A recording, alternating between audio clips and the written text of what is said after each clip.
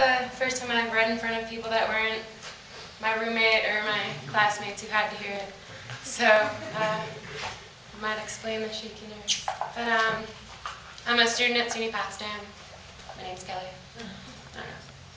I'm going to read, it's one poem broken into two parts. I'm sorry if it's a little lengthy, but so I'll tell you when I guess the parts are broken up. It's called The Swing of Postscript, and so part one. Doubling over in the mid-spring swing of swifter things, the time of day lay tipped on my torrid tongue. Well, it was then when I couldn't comprehend whether I was just an old soul or okay with dying young.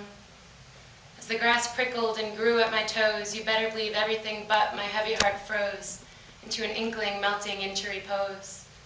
I crinkled the white tip of my nose, hoping nobody else could possibly know. They just suppose it must be the roses, the hops whimpering as it decomposes, under my ribs which feel faintly explosive, and above my feet rubbing each other into neurosis. It's not, oh no, it couldn't be the half-hearted hounds of hell hallucination, derailed by a dovetail, serenading sweet summation as they limp to this train station on the one-way streets at night. Those ghosts hope for the impossibility of loneliness, perpetually avoiding timely reminiscence. They whisper things like, darling, it's his loss, isn't it? There's nothing back there you could possibly miss.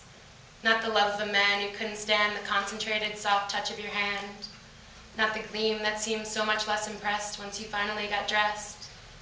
Not the feeling of Darjeeling infesting every sinus under his ceiling.